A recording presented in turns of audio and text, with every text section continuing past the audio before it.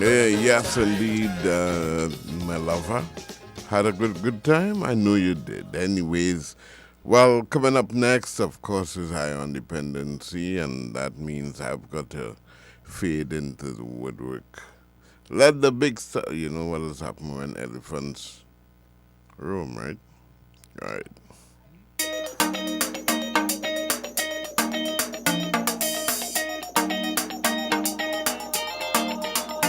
Whether you're up or down for you need a lift. The race is not for the swift. And if you're working hard or you half a kill. The race is not for the swift. I tell you, times are rough when you feel the switch. The race is not for the swift. If an elevator make a shift. The race is not for the swift. Hey, you could do it too. You could do it too. You could do it too. 'Cause nobody better than you. I know it might be hard, no rest. You might be a little depressed. Sometimes ain't no redress. More no's than yes.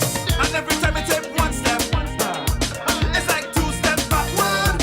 Let them know you're not covered. We come to push forward. Whether you're up or down or you need a lift. The race is not for the swift. And if you're working hard or you half a kill. The race is not for the swift. I tell you, times are rough when you feel the switch. The race is not for the swift. If an elevator make a shift. The race is not for the swift. Hey, you could do it too. You could do it too. You could do it too. 'Cause nobody better than you. I know you might be all by yourself. Doing your more than nobody else. Sometimes not a call on the phone. No one to reach out is you alone. And every time you get up, it's like you fall down again. But in the struggle and the pain, strong is this refrain. Whether you're up or down or you need a lift. The race is not for the swift. And if you're working hard or you half a kill. The race is not for the swift. I tell you, times are rough when you feel the switch. The race is not for the swift. If an elevator make a shift. The race is not for the swift. Hey, you could do it too. You could do it too. You could do it too. 'Cause nobody better than you. Tell them you could do it too. I know you could do it too. We know you could do it too. Ain't nobody better than you. Just pick up yourself, pick up yourself. Let them meet you by the finish line. Pick up yourself, pick up yourself. Let them know that you're here a long time. Pat yourself on the shoulder. Pick up yourself a little louder. Flowers and powers to you for all that you're going through. Whether you're up or down or you need a lift. The race is not for the swift. And if you're working hard or you half a gift. The race is not for the swift. I tell you, times are rough when you feel the switch. The race is not for the swift. If an elevator make a shift. The race is not for the swift. Hey, you could do it too. You could do it too. You could do it too. 'Cause nobody better than you. Hey, you could do it too. You could do it too. You could do it too. 'Cause nobody better than you. Eye on Dependency with Garth and Natasha. Reality radio, at its best, where every life is a biography. Sundays at 10 a.m. and exclusively on I-95.5 FM. And streamed live on the Eye on Dependency Facebook page and YouTube channel.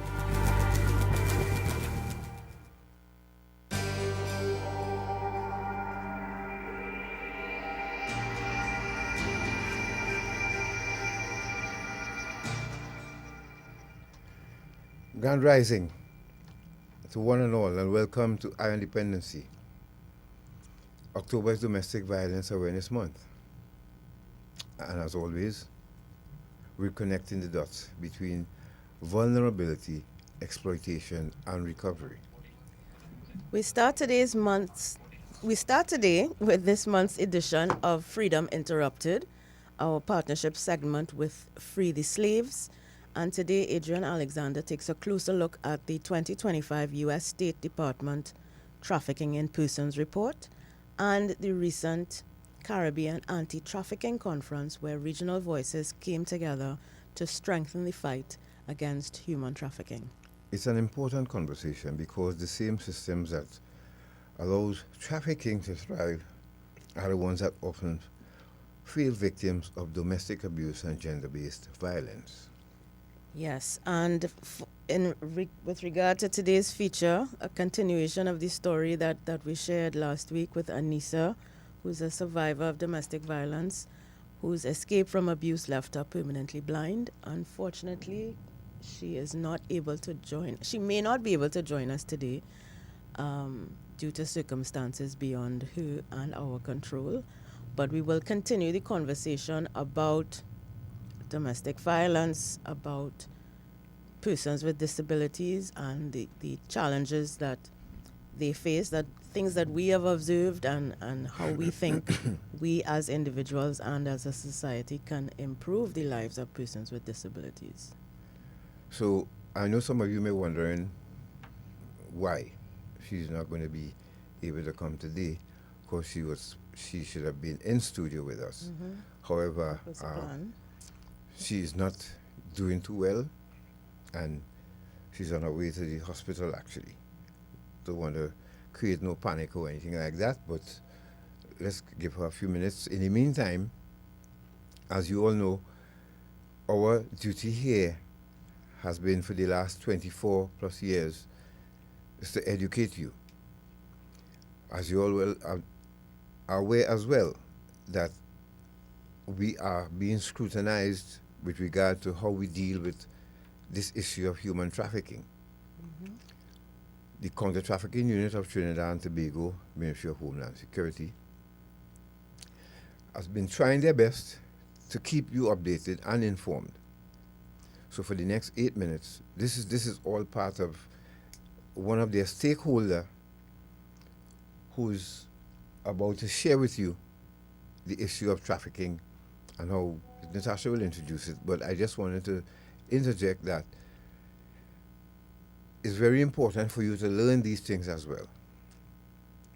It's a short piece, but if you can write down pertinent points, keep it, because at the end of the year we'll have a short quiz. You know, don't feel we just sharing this information and not going to test you on it to see how many of you paying attention to what's going on around you, and you know, right under your nose in some cases.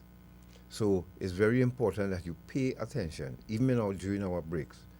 As a matter of fact, during the break, you would see a release from the Trinidad and Tobago Prison Service about a hotline that they're providing to citizens for everyone. And for the prison service to do this, you know, it must be endorsed by the ministry. So, and we know they operate. They're not going to just put this out in public again and not get the blessings of the ministry to do so. They have gotten the blessings, and you're going to pay attention, please, and write down the hotline for if there's any, and you'll hear more about it in the promo about illegal activities concerning the Trinidad and Tobago Prison Service. Yep. So that's a number you need to have stock on your fridge, just in case. And this is part of, you know, this is just the start of the new direction that the prison service wants to head. So please pay attention to that. So without further ado, Natasha, can you interject and let people know that I just saw this here interrupted. Sorry about that, people. No, that's okay. That's okay. This is again the monthly feature that we have partnered with Free the Slaves to present. It's called Freedom Interrupted, and this is the October edition. And again, what Mr. Alexander will focus on in this feature is the U.S. State Department's TIP report, 2025 report, which came out a few weeks ago. How the Caribbean is faring as far as human trafficking is concerned, and who are the actors that are trying to alleviate this very serious crime. Yes. So we could go to that feature, Freedom Interrupted, for October 2025. Good morning, Garth, Natasha, and all your listeners on Iron Dependency. Welcome to another episode of Freedom Interrupted, a production of Free the Slaves. I am Adrian Alexander, Caribbean Regional Coordinator for Free the Slaves.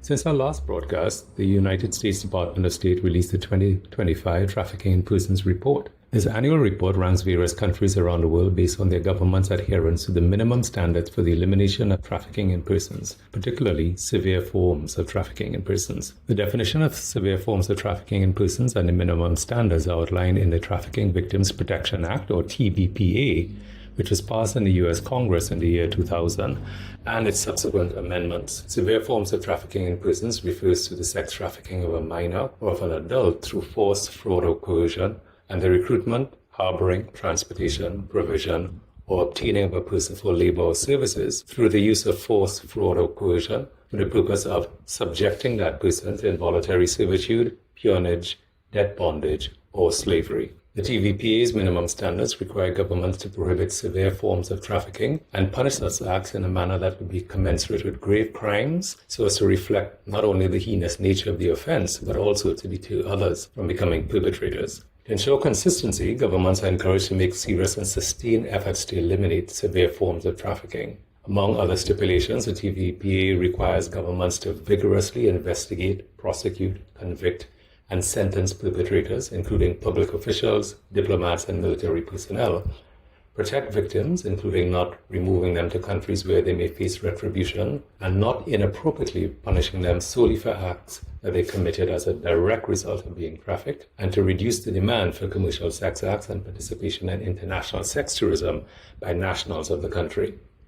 Based on the department's assessment of the efforts of governments, they rank them on different tiers. Countries in Tier 1 are those whose governments fully meet the TVPA's minimum standards. Those in Tier 2 are making significant efforts to bring themselves into compliance. Those in Tier 2 watch lists are also making efforts to comply, but they may have a significant number of estimated victims of severe forms of trafficking, or they may have failed to provide evidence of increasing efforts to combat the crime. Countries can only be on Tier 2 watch lists for 2 consecutive years before being automatically relegated to Tier 3. However, the TVPA does authorize the Secretary of State to waive that automatic downgrade only one time if there is credible evidence that the government not only has a written plan to combat trafficking, but is also devoting significant resources to implement that plan. Countries in Tier 3 are those which show no significant efforts to comply with the TVA minimum standards, and they, as a result, may be subject to certain restrictions on foreign assistance, where the President of the United States of America may determine not to provide U.S. government non-humanitarian, non-trade-related foreign assistance, or may also determine to instruct U.S. executive directors of each multinational development bank and the International Monetary Fund to vote against and use their best efforts to deny any loans or other use of the institution's funds to a designated Tier 3 country for most purposes. In this year's TIP report, there are 3 CARICOM member states ranked at Tier 1.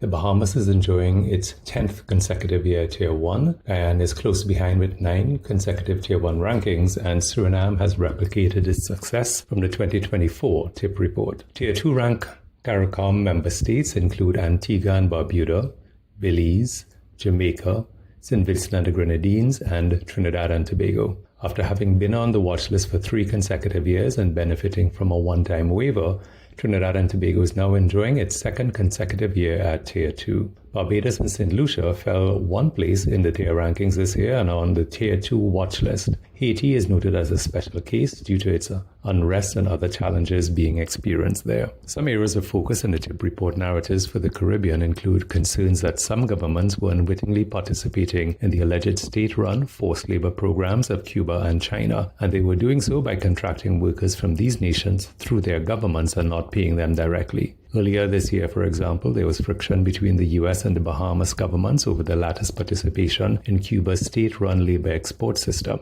Leaked documents in April suggested that the Bahamas paid $12,000 a month for each Cuban medical professional, but that the workers themselves received stipends amounting to a small fraction of their earnings. Most of the funds were allegedly retained by the Cuban government. The government of the Bahamas responded by changing the hiring process, with the Ministry of Health promising to cancel existing contracts and hire Cuban healthcare workers directly.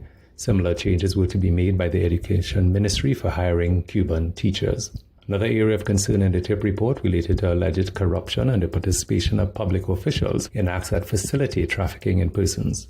Regional governments showed little progress in identifying corrupt officials and holding them accountable. The existence or lack of updated national legislation and plans of action came in for scrutiny in the TIP report, with some governments having failed to finalize laws to close gaps in identifying trafficking victims, criminalizing or applying appropriate sentences for trafficking offenses.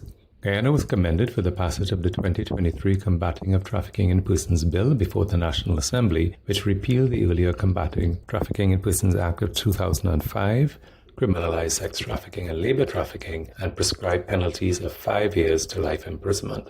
Jamaica was encouraged to develop and finalize a new national policy to combat human trafficking and allocate resources for its implementation. A third concern revolved around efforts made by the governments to reduce demand for commercial sex, which fuels sex trafficking in our region. The Trinidad and Tobago government was credited for its efforts to reduce this demand for not only for commercial sex, but also for child commercial sexual exploitation. Apart from awareness campaigns, CTU officials attended seminars and workshops to raise awareness on child sexual abuse material. On the first day of the Caribbean Anti-Trafficking Conference, organized in July by the Caribbean Coalition Against Trafficking in Persons, we had the opportunity to hear from government representatives from Belize, Guyana, Jamaica, and Trinidad and Tobago in a panel discussion as they shared success stories on implementing the United Nations Optional Protocol to prevent, suppress, and punish trafficking in persons, especially women and children, often referred to as the Palermo Protocol. We further had the opportunity to host a long-form interview for each of the government representatives from Belize, Guyana, and Jamaica to go in-depth into their work, highlighting successes, acknowledging gaps, and outlining some upcoming strategies to address their country's counter-trafficking challenges. These interviews reveal a diversity of trafficking trends, anti-trafficking approaches, challenges, and strategies to address those challenges across the region. Unfortunately, the directorate of the CTU in Trinidad and Tobago was unavailable to participate in these long-form interviews, but they did have the opportunity to share about their use of digital technologies to combat trafficking in persons on the final day of the Caribbean Anti-Trafficking Conference. In addition to hearing from government representatives, the conference in July made space for the voices of survivors of trafficking, civil society organizations, youth, and academics, with a strong participation from CARICOM Impacts and other CARICOM institutions, the United Nations Office on Drugs and Crime, and the International Organization for Migration. Footage from the Caribbean Anti-Trafficking Conference and long-form interviews with regional government representatives are available on the Coalition's YouTube channel, a link to which is provided on its website. We appreciate the work done by the Caribbean Coalition Against Trafficking in Persons, whose membership continues to expand. The coalition now encompasses members from Antigua and Barbuda, Barbados, Belize, Guyana, Jamaica, St. Lucia, St. Vincent and the Grenadines, Trinidad and Tobago, and Venezuela. Free the Slaves continues to network and collaborate with stakeholders from across the region to provide them with capacity building and offer support to help eradicate trafficking in persons and the causes that allow it to persist. Thank you for joining us for Freedom Interrupted for this month. I am Adrian Alexander, Caribbean Regional Coordinator for Free the Slaves. Right, so that was Mr. Adrian Alexander, and if you all want to win some hampers for Christmas, well, I hope you've been paying attention, right? So we could ask any question. What are the penalties? The countries signed on? The directors of the city, remember who they are? And of course, this one, who could explain the act, the means and purpose to us, as we have shared it here with you from time to time, as well as the person you just heard from, his name and his position. And all you have to remember, these broadcasts are recorded and you can go back to it and do your homework. Yep, right? Absolutely. Trinidad and Tobago, we know that this is, the road we travel is the road less traveled. This is not a political talk show. It has been a program that has been dealing with our social issues from time we began. And we've never wavered from that. Excuse me. With regard to sharing information to keeping you all safe.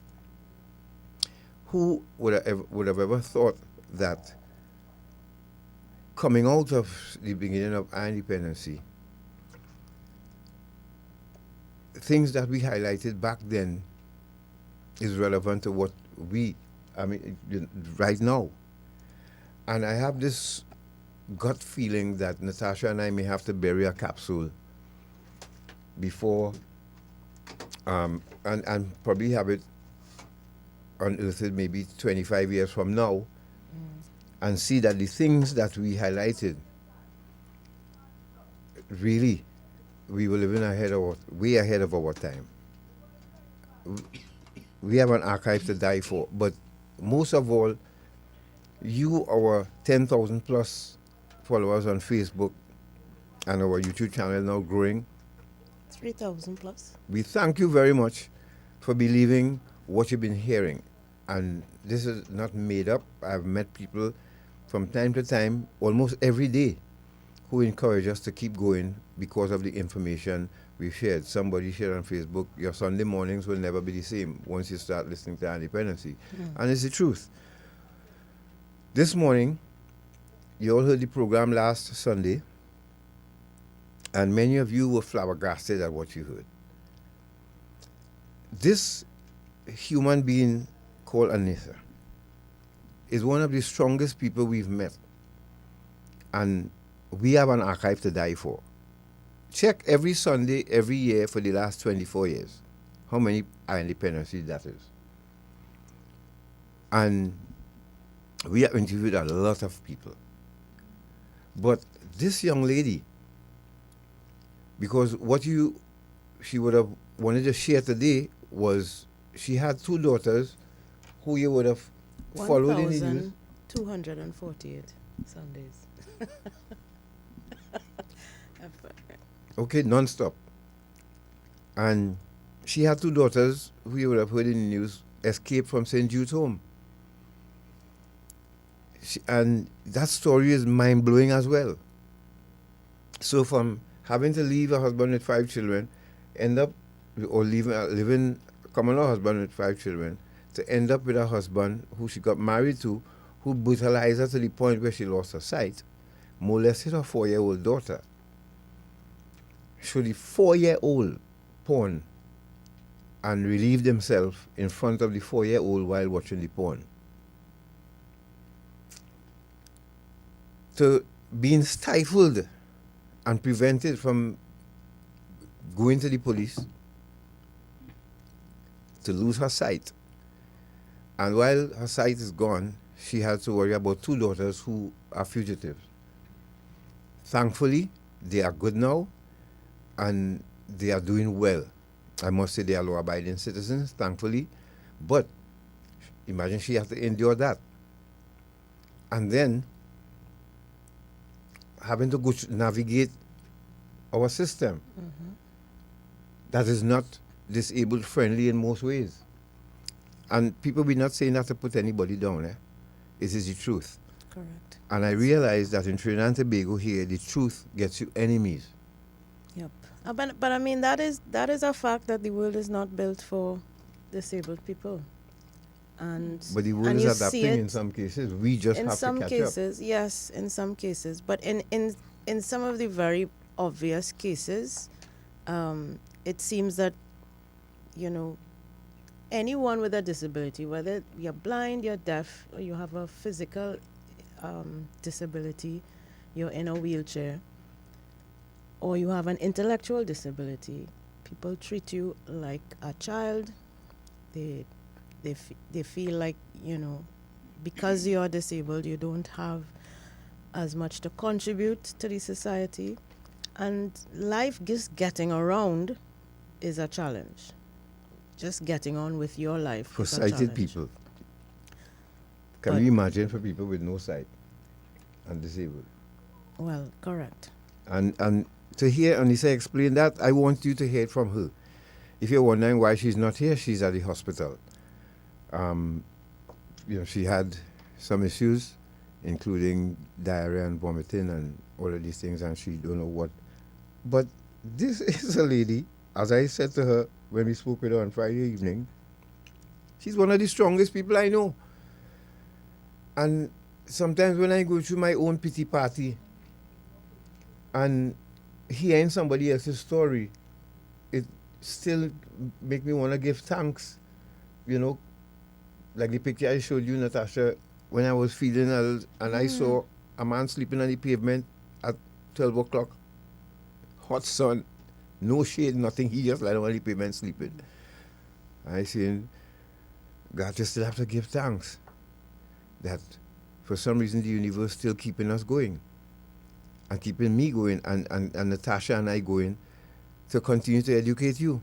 So we're going to go to a break, and when we return, we're going to outline some things that we are seeing as social observers, and you will tell us if you've seen it too and who's to blame for it. Seriously. And before we go to the break, I want to welcome the new Chief Justice of Trinidad and Tobago. It's another place where we made some enemies, the judiciary. Why? Because we did a program highlighting how many people are on remand for the past 15 to 20 years and that have not gone to court or seen the face of a judge or magistrate, some of them. And because we did that and we spoke to their families, people felt we were trying to make the judiciary look bad, which is not the case. Remember, our program is a voice for the voiceless. Remember that. And we've never rubbed it in anyone's face. We never disrespected people. We tried our best to keep it and stay within our moorings. Anytime we step out of that, it's because we didn't have a choice. But we made some enemies here, but Trinidad and Tobago, it is a fact. Our prisons are overcrowded. It's costing a humongous amount of money to feed a prisoner every day. We always talk about that. But yet, we did not see any effort to fix that. Let me just put it that way. So don't hate us for pointing that out. Why? Because to do this job we're doing here, folks, and there are people who cannot do this, because you have to have a certain type of way that you see society to do this job we're doing. Meaning that if you're walking on Frederick Street or anywhere and you see a lady sitting with a little table with cigarettes in a bottle, chroma, some other things, people buy, snacks, dinner mints and all of that. If your heartstrings don't tug when you see that, then this job is not for you. You see, if I go in to a function or just walking around and I see somebody in tatters looking nasty and just walking aimlessly, that tugs at my heartstrings. If that doesn't happen, because we pass them straight all the time. We just drive past them, we live our life, it's our business, although we have our issues to deal with, but you must have certain sort of feelings for people. So when a parent reaches out to us, or parents, and asking about their innocent sons or daughters on remand especially, and whether you believe it or not, they are innocent people in prison. Some even got convicted. Okay? Some were lucky, but there are those so believe it or not, they are, right? When these people reach out to us, it tugs at our heartstrings because we're hearing their pain, we're hearing their tears falling while they're speaking with us. You have to love people for that to affect you. Sasha? Yep. Let's go to that break, and when we come back, we will continue this conversation about some of the social issues related to Aneesa's story that we think we can add some value to. Yes. And remember, pay attention, especially to the prison service hotline number. We'll be right back.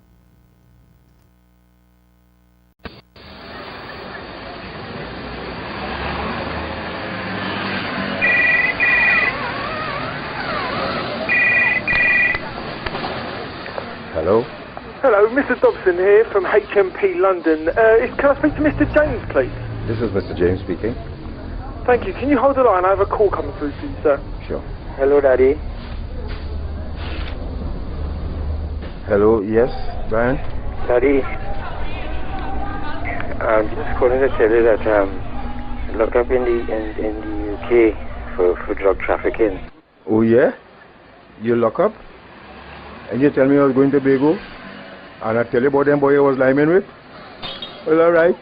Don't drop the soap. Carry out. Eye on Dependency. Reality radio at its best every Sunday on I 95.5 FM.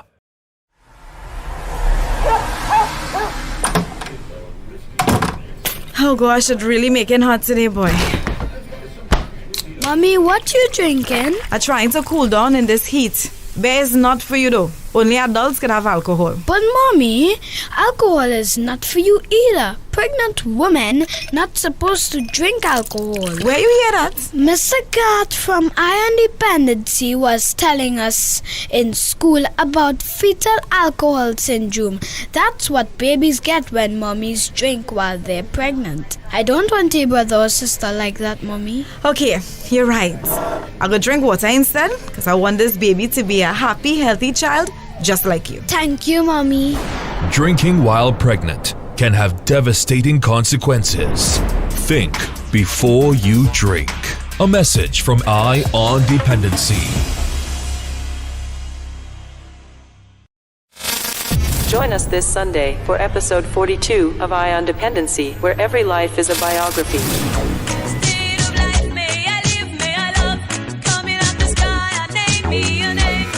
Last week, Aneesa shared how years of abuse in her marriage left her dazed and confused and eventually left her blind. This week, the story goes even deeper.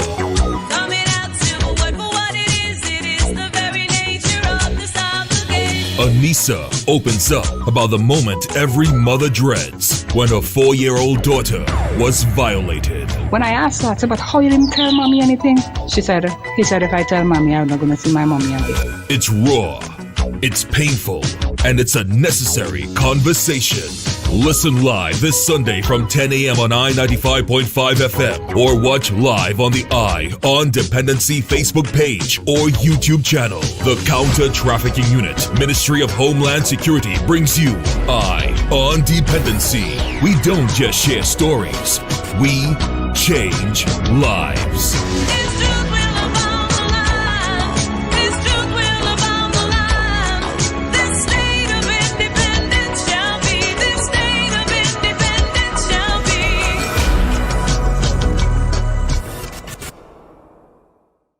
The Trinidad and Tobago Prison Service Hotline 800 PRSN. It's a toll-free number that anyone can call to report any misconduct or illegal activities within the prison service. All calls are strictly confidential and would remain anonymous. Simply dial 800 PRSN. That's 800-7776. Leave a message and our team of highly trained professionals will treat with your report in a timely manner, promoting security, integrity, public safety, and confidentiality.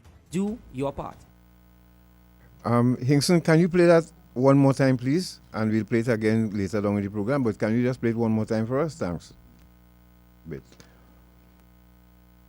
The Trinidad and Tobago Prison Service Hotline 800 PRSN. It's a toll-free number that anyone can call to report any misconduct or illegal activities within the prison service. All calls are strictly confidential and would remain anonymous. Simply dial 800 PRSN. That's 800-7776. Leave a message and our team of highly trained professionals will treat with your report in a timely manner, promoting security, integrity, public safety, and confidentiality. Do your part. You heard it, folks? Hope you wrote the number down. If not, we'll play it again. So just to close up, I was saying, we wish the new Chief Justice all the best. And just remember, there are families out there counting on you. That's all I have to say. Right? We don't want anybody to fail, because if everybody fails, then Trinidad and Tobago will be just chasing its tail. We cannot afford that. We need to get over that line at some point. So, Natasha? Agreed. So, in Aneesa's absence, we wanted to touch on some of the issues that have affected her life and her family in a broader context. And one of the main ones was the fact that she has become disabled as a result of the abuse that she suffered. She's become blind. It didn't happen overnight. It happened over a period of time. She went blind in one eye and then eventually lost sight in the other. And this is a topic that Garth and I have discussed at length on this program, in terms of what systems and services are available to persons with disabilities, and how we as able-bodied persons can be more empathetic, as Garth was talking about earlier, to our fellow citizens. Some of the systems that we have in place are woefully inadequate, to say the least. And I will give you one example in terms of physical accessibility. This is one of two examples. If a building has a ramp, so you have stairs and you have a ramp, so that persons, whether they are in a wheelchair or they have difficulty walking upstairs, that is an accessible addition to any building. Every building should be accessible to all. So one building I went in, a public building, a police station actually, has a ramp. But when you get to the top of the ramp, the door opens out and not in. Something as simple as that will prevent people from being able to access the building. How do we design buildings to be accessible? Putting in a ramp is one thing, but how are they getting in the building if the door opens out and not in? If it's not an automatic door that as soon as you enter, the door opens. These are the things that we don't consider as able-bodied people, but for a person living with a disability, a person in a wheelchair, going up a ramp thinking he or she is going to be able to access the building, and they can't. How do you think that makes them feel? Yeah. If they are not able to access a public building in that way. And similarly, for establishments that have disabled parking, we have highlighted that numerous times on this program. The kind of indiscriminate way that some people have able-bodied people parking in disabled parking spots, Yes. which are usually close to the entrance, that are wider enough to accommodate the car doors opening fully so that people can exit and enter safely. They're designed for persons with disabilities to be able to access the building they're going into. But yet and still, able-bodied people feel, because they're not staying long, because it is a convenient place for them to park, they will park there. And let me remind you, to those, because disabled senior citizens listen to us too as well, Mm-hmm. the handicap parking spot is not for senior, it's not a senior citizens parking spot. It's for handicapped people. Correct. So if you have an able-bodied senior citizen and you can still walk, then you don't have no need to park in the handicap parking spot. That's to start with. Because I've seen, elderly people who But if you're walking with a cane, I can understand yes, that's them what I'm using saying. with If you can walk unassisted. unassisted. Right, okay. You're still healthy and you can still walk a few footsteps. Yes. You don't need to park in the handicap parking spot. Agreed. That is for people on crutches, canes, and who are being wheeled. Mm-hmm. Right? Please remember that. And I've seen even police officers do it. Please, we are making an appeal on behalf of the disabled community in Trinidad and Tobago here this morning. We like to see a change. And when you point it out to some people, what is the kind of response you get? they get upset, and sometimes you get cursed out for telling them. But I must commend a young man in Starlight Shopping Plaza. Just last week I approached him and he said, yeah, the boss, oh God, I'm sorry, I'm wrong. I know, I just wasn't, I was surprised. But he understood it. What he did was wrong. You do not, that is why it painted in the bright blue. Correct. It is not for you. Correct. And I think the government has implemented a disabled sticker or marker of some kind that you can get from the Ministry of Social Development, I believe, or the Ministry of Transport, one of the two. so that it will identify you as the driver of a vehicle as a disabled person, or that you have a disabled person in your vehicle. Someone just sent it, and thank you, Brent. Right. I'll send it for Shortman. Shortman, go, don't vex him, man. Because he just sent it for me. We need people to see this, that this Yes. is the authorized. Thank you very much, Brent. Yes, thank you very much for that. Yes. So that if you see someone who does not have this sticker on their vehicle and they're parked in a handicap spot, you have every right as a citizen to say to them, could you please park somewhere else? And the security should have that authority to do so. But of course. But security not afraid to, Natasha. They afraid. Some security, like I saw a complaint from a lady yesterday. She went to a bank in Central, and she's handicapped, so she needs a handicap parking spot. There's one spot, but there's a car parked there. When she asked the security guard, whose car is this? They coming up now, or the guard said, no, that's the manager. The manager.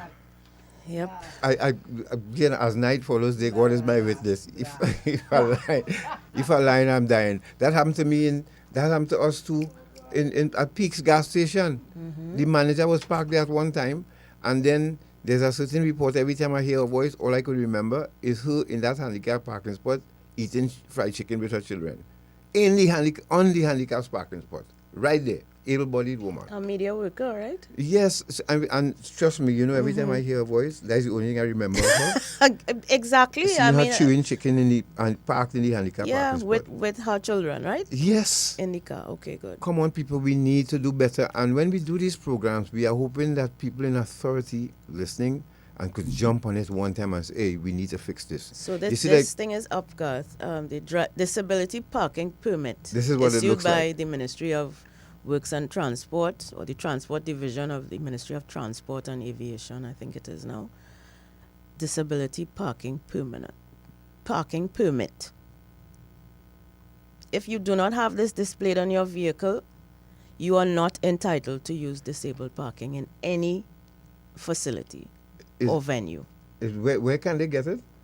The Ministry of Transport. Ministry of Transport. Oh, this is what the permit looks like. Shortman has put it up for those of you who can jump on Facebook or YouTube. It's blue and white. It has the disabled sign on it. It's supposed to be displayed permanent. where? It should be displayed on your windscreen, somewhere visible. It has the person's name on it, a date of expiry, and it is signed and sealed by the Transport Commissioner of the Licensing Authority. If you do not have this parking permit on your vehicle, you are not entitled to park in a disabled parking spot. It's that simple. No, is it easy? No, I guess you have to physically go into the ministry and get it. I guess so. Yes. I would assume so. And someone is also adding, Alex says, people who illegally park in that space should be ticketed. Immediately. I agree. That should be at least a $3,000 fine. Yes, agreed. Yes. Agreed. Because we're going to show you something later on. Our party boat almost sank again yesterday in Tobago. We're going to deal with that just in a minute. But the other example, Garth, I wanted to raise was in terms of services, that public services. How accessible are they to persons with disabilities? If you have to complete a form online and you're blind, is there an option for you to have the form read to you? Is there an option for you to upload a signature instead of having to physically sign it? If you go to an office and you have to complete a form, is someone going to hand you a piece of paper and tell you fill out the form and come back? Or are you going to be directed to some portal or some individual who will assist you to complete that form? If you are deaf and you go to make a report in the police station or anywhere, do you know how are you communicating with the person over the counter? Does that police officer or other customer service representative know sign language? can even does he or she even know the alphabet at least? In sign. Yes. Yeah, and I hope Joanne listening, Miss Joanne Archie is listening, that maybe she can run this by the Commissioner of Police and have this introduced now to training, sign language. Yes. Because we have deaf. Yes, we have deaf people in Trinidad and Tobago. Of course we do. And as Natasha said, how many things would have happened to them? And they just refuse to go to the station because they can't speak. Correct. And they will get, because somebody will say, well, you ain't see nothing if you're blind, or you ain't hear nothing. What you making a report for? How was I supposed to believe you? Yeah, that is what you'll get. Yeah, because Aneesa was telling us too, when she tried to report something, the police will, how you know that? And how you could say that? And you see, again, people, this is the program that we do so we can get, like, I have to thank the outgoing Chief Justice, who's gone already, Chief Justice Ivor Archie, and we have to thank him for he listened when we championed the idea for drug treatment courts.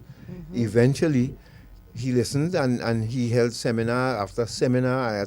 We attended all of them, and we thank him for his service and seeing the importance of having drug treatment courts here in Trinidad and Tobago. I don't know how much is being paid attention to now, but he did it, and we must thank him for it. And Justice Ivor Archie, we wish you all the best. You know, in whatever you choose to do, you're still young, and you can still be of service to Trinidad and Tobago. So, after your vacation, I hope you can consider, something other portfolio. But according to Hinkson, we have Aneesa on the line. She's online with us, so we can go to her now.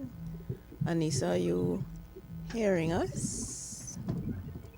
Right, yes. If you're just joining us, folks, I know you're probably wondering what was going on. Well, Aneesa had a little situation this morning, and Brent, we thank you for sending this to us, I guess, and I will share it with the listener before we wrap up. But Aneesa, how are you feeling this morning? And thank you for. Are you speaking with us from the hospital, or where are you now? Yes, I am. I'm at the hospital. Say that again? She is. Yes, I am. I'm at the hospital. You're at the hospital. How? And you saw a doctor as yet? No, not as yet. So I decided to use the time to join in. I may not be able to stay in for the entire program, but I decided to, because on my way to the hospital, I was tuned in and I'm listening, and I say, I will try to, because I really do want to, still make the effort. Aneesa, by the grace of God, I'm still. Yeah, Aneesa, remember I told you when we spoke that we probably need to do a part 3 of your story, because you are magnificent. You are a fabulous person. You are a very strong person. You endured a lot, and we really appreciate you taking the time to share with the public what you said. You think it's time to do it. We would not. We would like you in studio. So next week Sunday will be your Sunday again, because it was supposed to be yours anyhow. So, we will let you go get your treatment. I hope you're feeling any better than before when we spoke this morning. Slightly better. All right. Well, you'll let us know all the details later when we speak, right? Okay, so no problem. Yeah, so thank you very much for making the effort, Natasha. You okay with that? We would, because we don't want her to start telling the story at this time, and then how time flies here. Yeah. We want you from the beginning to continue part 2. People have been eagerly awaiting to hear your remarkable journey, your journey of resilience and strength and a will to live. And there are a number of people out there going through what you went through, and they need to hear from you. So, we want you fully well and fit for for that interview. Yes. All right. So we'll have you in studio next Sunday, God willing. And in the meantime, go and take care of yourself. The driver is with you, right? You have someone taking you on from the hospital. Yes. Yes. Yes. Okay. Okay, Aneesa. Thank you very much. Glad the listeners could hear you and hear that you're okay. So we'll continue your story next Sunday, God's willing. Okay, thank you. Okay, sister, you're welcome. And keep listening. Feel better. Okay. Yeah, by God's grace, yes. Okay. Bye-bye. Yes, that was Aneesa checking in from the hospital. She's doing better. So we thank her for keeping you updated, and you will hear from her next week. But again, her two daughters, one especially was trafficked. And you all need to hear that story. You all need to hear it. Because it's all part of the mandate of the corner trafficking unit, where stakeholders and people involved who has to take care of people's children, this concerns you as well. I just wish we had a softer heart for each other in Trinidad and Tobago. Because, and that is something that's lacking here. Having a soft heart for people. And as you mentioned that, Garth, I want to just point out a comment that was made on YouTube, which is not helpful when we're talking about domestic violence. Cheryl says, I cannot understand why a woman stays in an abusive relationship that caused loss of an eye. No money, big house, can make me live with a man who beats me. No way. Cheryl, that's fine for you. But every woman who is in this circumstance does not want to be there and has probably tried on many occasions to leave. Correct. So for you to say that you would not be in that situation, that is very fine and well and dandy for you. Yeah. It's not helpful to survivors of domestic violence because they are actually more at risk when they do try to leave that situation. Aneesa had to get a divorce from this man to get him out of her life. It's not that easy, sister. It's not that easy for some. That is not demonstrating any empathy for what she had been through, what she had endured. And I want people to understand that kind of approach to someone else's circumstance, especially a survivor of domestic abuse, is not helpful. Right? Yeah. Thanks, Cheryl, for pointing that out, because we see too many of these. Because essentially what she's saying is your fault. It's the woman's fault for putting herself in that situation, and that nothing could be further from the truth. Nobody wants to get beat up on by someone who says they love them. Nobody wants that for themselves. So please don't compound it by saying you would do something different. And we go back to I sent the thing Brent just sent to you from the Ministry of, right? So you could, because the print is very small on my phone. Okay. But I want to go back. In terms of the charges or? The instructions from how to use the handicap parking spot. Okay. And the penalties and all of that. Yes. You want me to read that out? In a moment. Okay. I just want people to understand again. Handicap parking spots are for the handicapped. You should be shamed. Disabled, sorry. And you should be ashamed because you don't want to walk a distance to park in a handicap parking spot when you're fit and able. Stop doing it, please. Stop it. Stop it. Stop it. It is wrong. And as we ask, maybe the police service can look at this with the terms with regard to having somebody to teach sign language to your officers. So that's an upgrade to me. Yes, of course. That's an upgrade. And even having, we're in an age of technology now, a lot of things that we watch online. Please consider captioning your videos for persons who are deaf. Right. So that your content is accessible to everyone.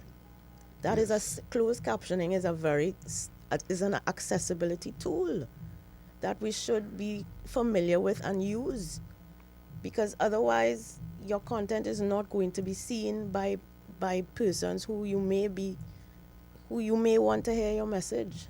So even for organizations and companies and who are producing content to share online, please consider using captions.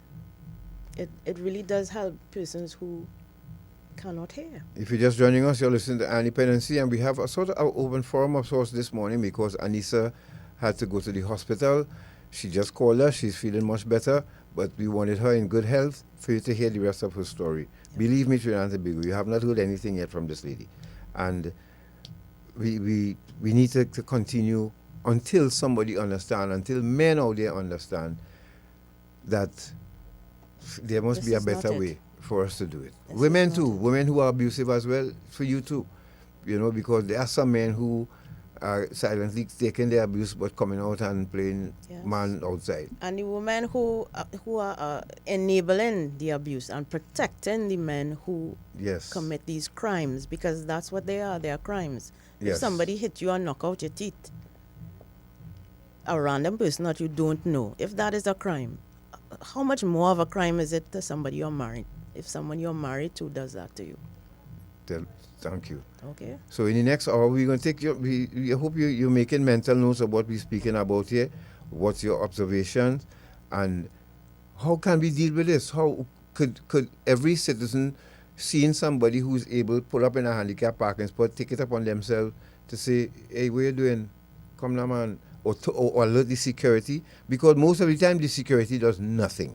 Like I said, pulling Peaks parking spot, I saw a park in the handicap park and somebody who wanted to use the spot. Yeah. And when I asked the security, he said, that's the manager. Well, I go on inside and start to quarrel. No? Yeah, I quarrel hard. We know. No, I quarrel. And they're watching me, and you know what hurts, boy? How you are treated when you are raising these issues. Like, We what you something, doing? you know, Trinbig, we What you special, trying to you know.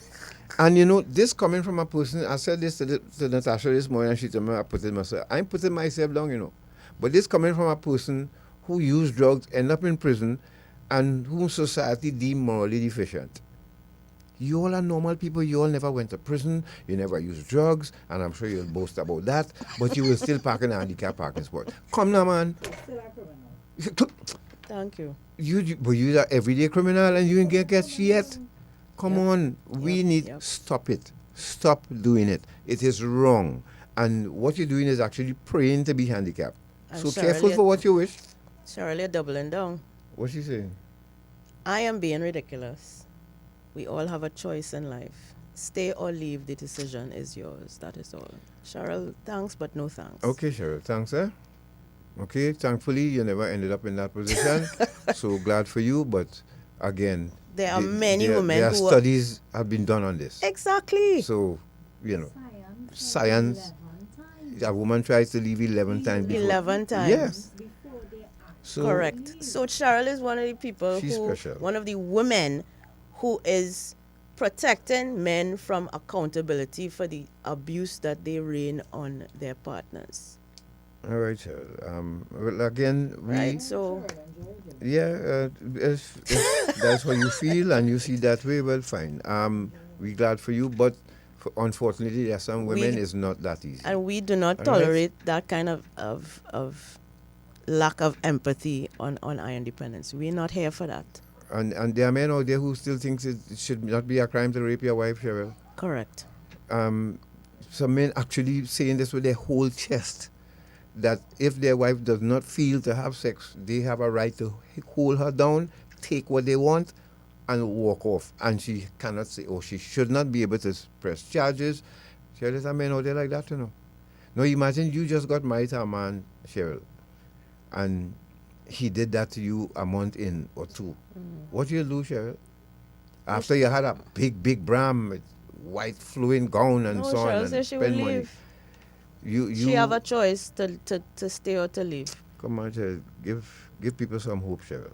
Now, let me just go across to. Darian says, sorry, before you go on, Darren, on YouTube says he just saw a guy at Starbucks do it. I'm assuming this is the handicap Back in parking. the handicap, yeah. I called him out. He said he just needed to use the bathroom quick. Mm-hmm. Yeah. But he was apologetic. Okay. Well, what's. Sorry. Yeah. Yeah. Yeah, the It's same after thing- the fact, you done do the deed already. So Same thing you tell the police when you're getting the ticket. but I just went in for it. I ain't taking long. just don't do it Come at on, all. come Just on. don't do it. And I think traffic wardens should be given the authority to give tickets for that, you know. Agreed. Yeah, you know, because traffic wardens more like meter maids, you know. And they should be given that authority to give people, let it cost how much they want. Rest ticket on their windscreen for parking in handicap, and it should be a heavy fine.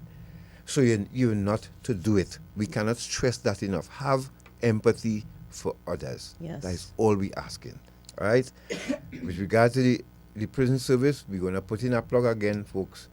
For the prison on Frederick Street that the ministry intends on closing, and Mr. Wilson came up with an idea for Carrera, which is that could be turned into a rehab facility. Although we know some people could have other ideas, but we just throwing that out there, that the prison on Frederick Street should, at least a part of it, should be made a museum. We visited a museum at Collins Bay, and listen to me, folks, is a tourist attraction. Now, what makes Frederick Street special, and I don't know if the businessmen who lined up for it, because I understand a presentation was already done, but what these businessmen, I hope they will take into consideration that site, that spot on Frederick Street, also held slaves. Right? Correct. Remember that. So we're talking about generations of trauma on that piece of land. Don't feel you all going and flatten that prison and build on top of it just so without people dying. Plenty of people going to die here. Yep. Because just remember, we have to respect certain things at certain times. Everything cannot be about money.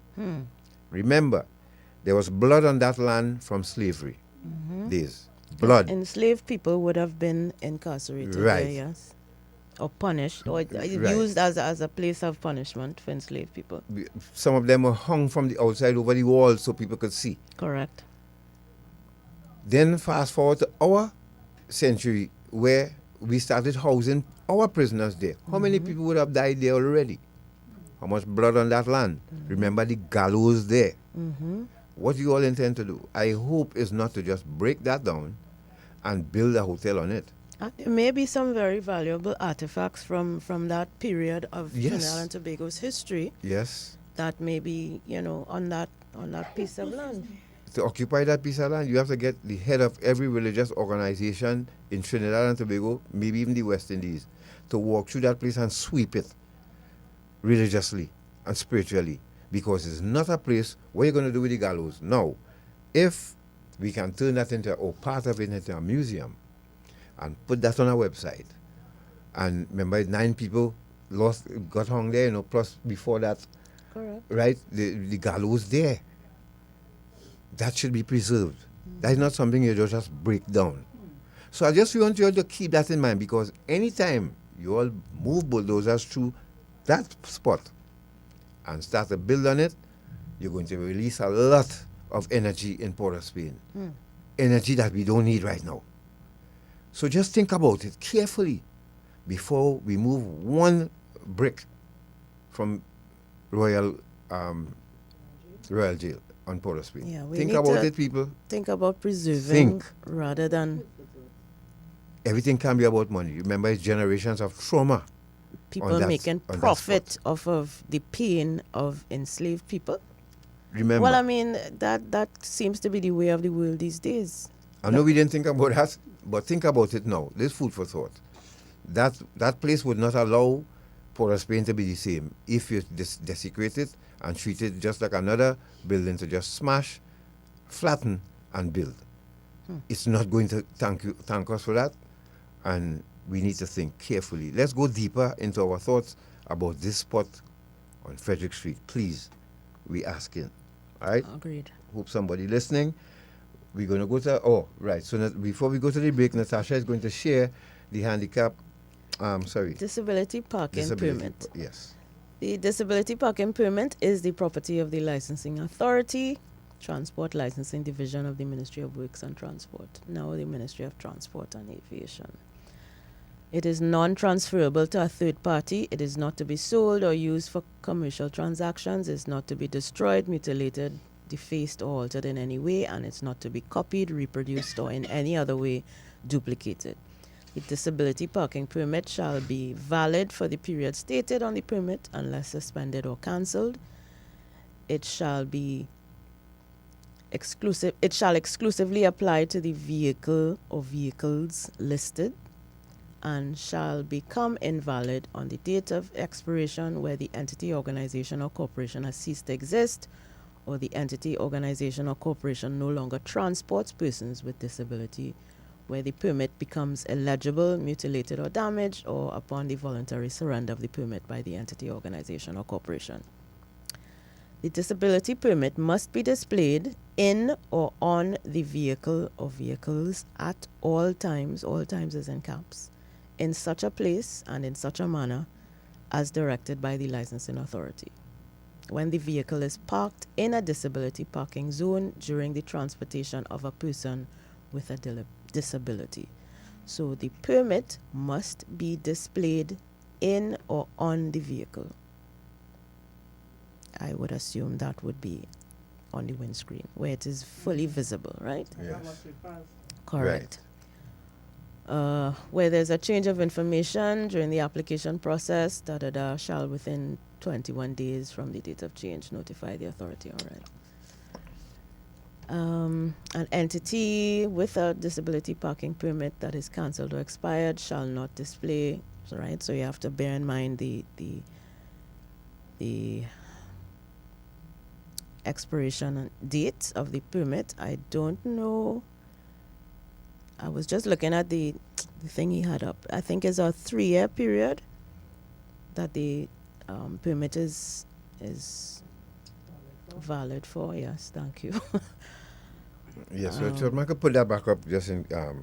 The licensing authority may suspend or cancel the permit if they are satisfied that the entity, organization, or corporation has contravened any condition upon which the permit is issued.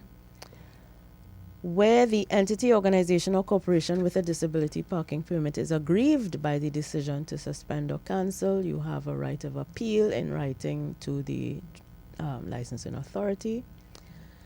The driver of the vehicle for the entity, organization, or corporation shall produce, upon the request of a constable, and in this case a constable means a police officer, a transport officer, a traffic warden, an estate constable. Listen carefully. The driver of the vehicle for the entity, organization, or corporation shall produce, upon the request of a constable or any of the other officers that I just mentioned, for inspection, the following documents: driving permit or driver's license, certificate of insurance, and disability parking permit. So if you are parked somewhere and an officer or a traffic warden or a transport officer or an estate constable asks you to produce said permit, you have to produce said permit along with your certificate of insurance and driver's permit. And the handicap permit is not for you if you want to run in the grocery but your disabled relative home, that you could use the handicap parking spot because you have a sticker. Correct. It is for when the person is in the vehicle. Correct. Because I can remember that happened with my brother in Canada. You know, he went to pick up my sister and he pulled up in the spot and still got the ticket. Because she wasn't in the vehicle? Because she wasn't in the vehicle. We went to pick her up, you know. And okay. So it requires something. I think that's how he explained it, but he got the ticket. Wow. Yeah, they don't play with that. And we should not play with that. And the name on the permit is the name of the person with the disability. If that person and the driver are the same, fine. But if you have a permit because you are transporting someone with a disability, the name on the permit is the person with the disability. So let's go to a break, and when we return, I want to show you we want to show you what happened in Tobago yesterday again, and ask yourself, who's to blame for this? Now, the police need to get a slap on the wrist for this too. I'll tell you why when we return. But let's go to that break. Remember, if you missed the prison service ad, it's coming again. Yes. Write this number down, put it on a sticky on your fridge with a magnet. Let's go to that break. We'll be back.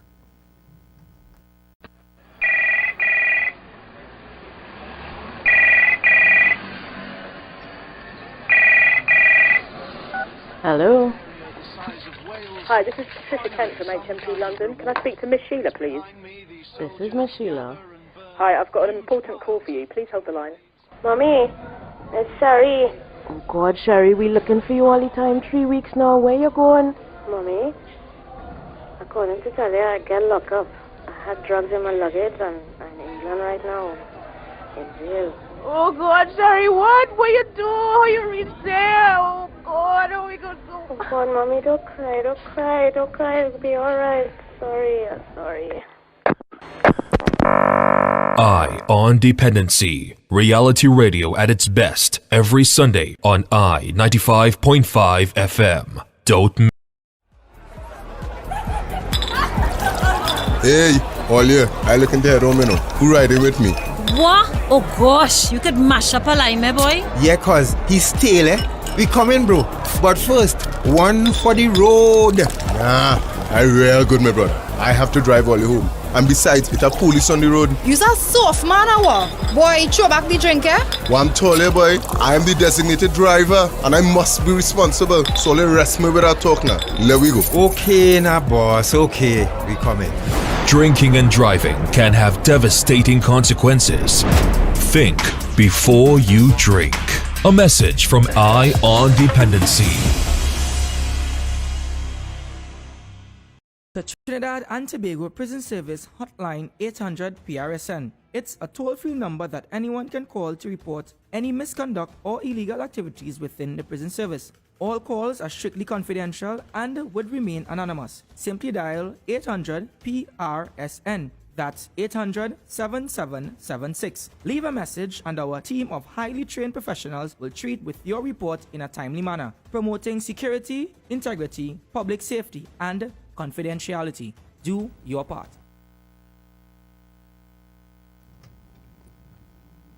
Thank you for staying with us. This is Eye on Dependency, and we are doing a little pivot this morning as Aneesa, who was scheduled to be in studio with us. She unfortunately had to attend the hospital. She's not feeling well. But we did check in with her. She did check in with us, I should say. And she's okay. She's at the hospital now waiting to be seen. So we will continue with her story next week. But in the interim, we are just talking around some of the larger issues that Aneesa has had to face, primary of which was how does she, as a sighted person who is now blind, navigate the world that we live in. Can you imagine that happening to you, listener? That you have your sight good, and then all of a sudden you wake up one morning and everything dark, and you're not going to be able to see again. How would you readjust to that? It's scary to even think about, eh? So we need to, like we explained, Miss Jennifer Dowlat, National Awardee. Yes. She nominated us for National Award, and unfortunately we had to get involved. She had to ask our help when that shouldn't happen, because she been asked to do some things online, and she cannot sign a document electronically to submit anything, and all the information, most of it, we have to help her do it. Now it felt kind of weird, doing it, because somebody nominated for a national award, you're not supposed to get involved other than if they ask you for some information. But to physically help them up, that's another. So we have to make it friendlier for them. And now with the IT ministry, we have a ministry that oversees, I think so. Yes, somebody will remind us online. Yeah, public administration and artificial intelligence, that one? Yes. So let's go across to Tobago now. Trinidad and Tobago. People of Trinidad and Tobago. You know how many years we have been championing a lot of things for Tobago. One is for a rehab facility. Most of all, top of the list is a proper run rehab facility in Tobago. Unfortunately, it has not happened as yet. Let me remind you again, please. I attended a conference in Belize some years ago, invited by Professor Hassel from Barbados. And during that conference, a lot of stakeholders, people in drug demand reduction, and NGOs from all over the Caribbean gathered in that one spot in Barbados. And the conclusion, everybody came to the conclusion that tourism caused a spike in their drug and alcohol use. It contributed to it. And that is understandably. But that's understandable. But here's the problem. Most of us didn't do prevention or prepare ourselves for that fallout. Because remember, when tourists come here, they want to be feted, they want to be wined, and they want to be dined. They're not doing it by themselves. They're going to mix and mingle. And that's how our brothers and sisters from Tobago ended up using a lot of alcohol and drugs. So there's a fallout from tourism. As much as we like it, it brings in the foreign exchange, but there's a fallout. How prepared? Tobago obviously did not prepare for that fallout. The thing is, when you go to these conferences, they always tell you, okay, what you get here, go back to your jurisdiction now and advocate and implement. Oof. That has been a task for Tobago. Now, last evening, a video went viral again, and I want you to hear the screams of this person calling out for her brother or a family member, a relative. They said she was looking for, because the boat in that darkness started to sink. There are so many things to unpack with this here, but Hinkson, put up that video, and then after we finish discussing, we'll open the lines for you now to tell us what you observe, how it can be changed in Trinidad and Tobago. Please, because it cannot happen without your help. No government could turn this place around without our help too. So if you want them to fail, who wanted the last government to fail, having them fail is not helping us. Which means we'll be having the same conversation next 10 years from now. So we don't want anybody to fail. We want to succeed because we want to succeed. But look at this video. Pay attention to it. Listen to it if you're on the radio. And use your imagination. But there's a vessel in the water, a party boat in Tobago. Let me set it up.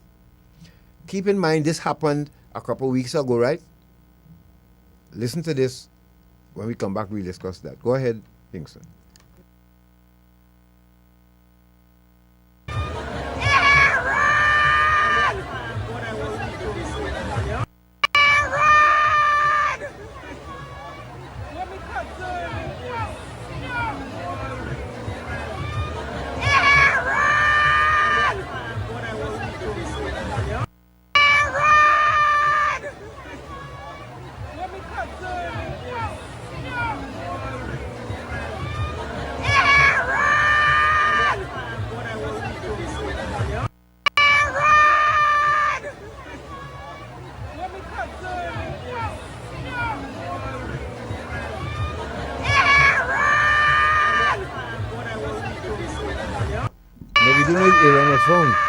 We don't know. We didn't get an We're update not yet. seeing or hearing from Aaron.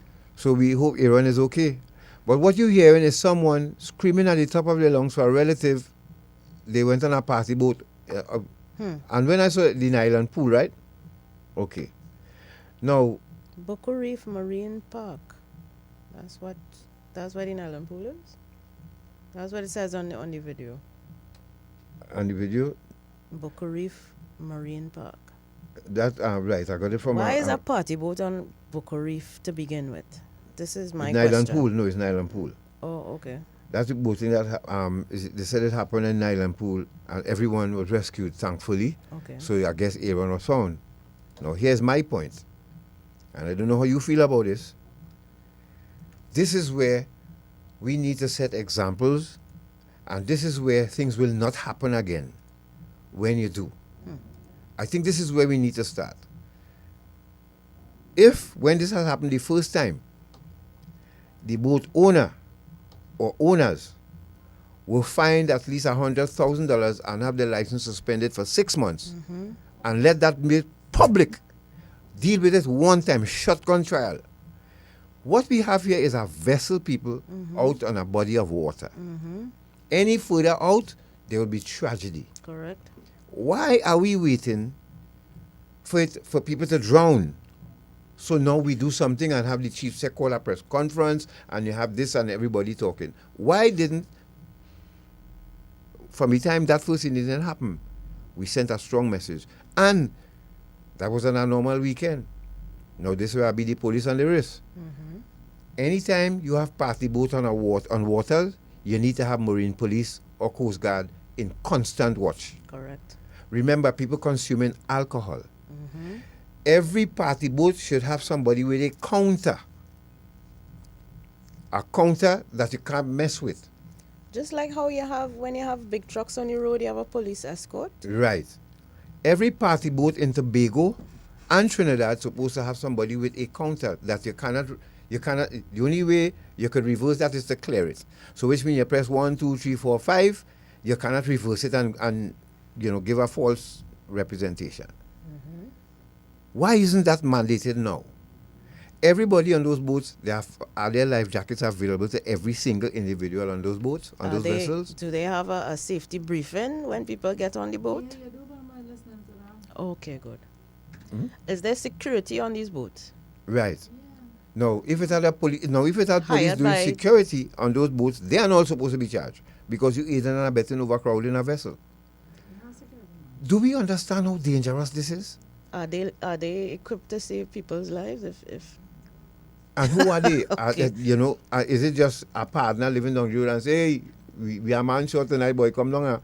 Yes, I feel That's so. how it is? I feel so. Or are these lifeguards, these security, are they lifeguards as well? Are they trained as lifeguards as well? Because there must be some laws when it comes to vessels, maritime laws, which dictate if you have a certain number of people on a vessel, certain things supposed to be in place. Right? Right? Yeah. Because the police should have been at every, I think they leave at Crown Point, right? Store Bay, where most of these boats leave from. Okay. Why won't police there to monitor and check everybody? Trinidad and Tobago people lose their minds on a normal weekend. This is Carnival weekend. We couldn't have the foresight and the planning and preparation to make that part of it too. And from the time party boat get overcrowded, you stop the boat, take off the engine, and say, hey, everybody, the board, and charge the come on. Yeah. Why can't we do that? Why? I don't have a degree, but if we escaped the first time with losing lives, we could not have prevented it this time from happening again. Well, I hope there would not be a third time this will happen, because they will do it again. Yep. Where's the Marine Police? People partying in the island pool, it's getting dark. The amount of things could happen, Lord, Yeah, the risk people take to it boggles the mind to us, who know different, but is it just about sales and making money? Yes. And selling alcohol? Yes, Boy, it that's is. it. That's our life. That's who we are as a people. Yes, it is. I am not a prude, folks. I was in jail.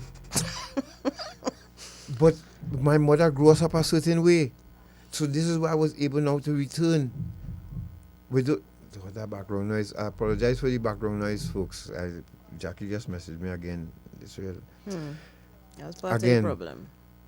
Empathy for each other, care and consideration for each other. Is it so difficult, boy? Is it so difficult for us to apply that? So to the police of Tobago, I blame you for this second one happening. Maybe you got caught the first time, but this should not have happened a second time. It should not. And from you should have somebody maybe undercover on the beach with their own counter and checking how many people going on those vessels. There must be there must be that tier thing that they put on the side of a vessel to tell you the capacity of the vessel all of that, right? Yes, yes. Once you go over that boat not leaving there. Again, the laws of the sea, they must have some. Yeah. They must have That some vessel is not regulations. leaving. Just wait till they commit themselves. Or if you want, you could stop them. Hey, this is 50 capacity. I see you just put 51, 52. Stop it. Show me a badge. Either you take off those two, or you take off everybody. Now, the police going to get costs, so the police should have backup. Because we don't care here, right? Especially when we have a few drinks. Everybody feel, boy, so-and-so now, boy. People can have a good time. Yes. What the police trying to do is save you from yourself. Safety And they are first. hated for doing that Safety in most first. cases. safety first. So it's either you take off those last 3 people, or this vessel not moving from here. Correct. And I'm going to give you a ticket. And what you see, once you go that way, everybody will straighten up and fly right, But it's not happening. So this should not have happened a second time. Do you agree with us or not? Let's take some calls. Let's hear your concerns now, and including drugs in schools and young people using drugs. That's another thing. There's some marijuana selling out there that really messing with young people right now. And I have another reply to Miss Cheryl and anybody else who. Look, somebody just hold on.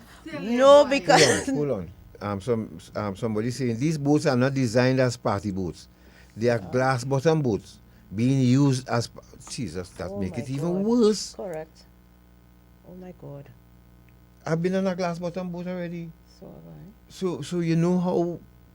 That's. You can't overcrowd a boat like that. So that means that pressure, that glass could pop then, because if it's overloaded, and it's designed to carry a certain amount. Listen, ladies and gentlemen, that's a disaster waiting to happen. But why would you use a glass bottom boat any night? What you saying?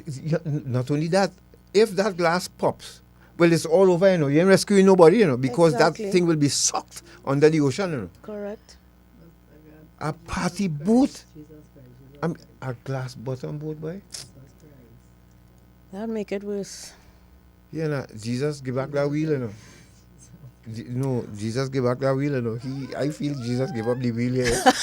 I feel so. Thank you for this information, officer.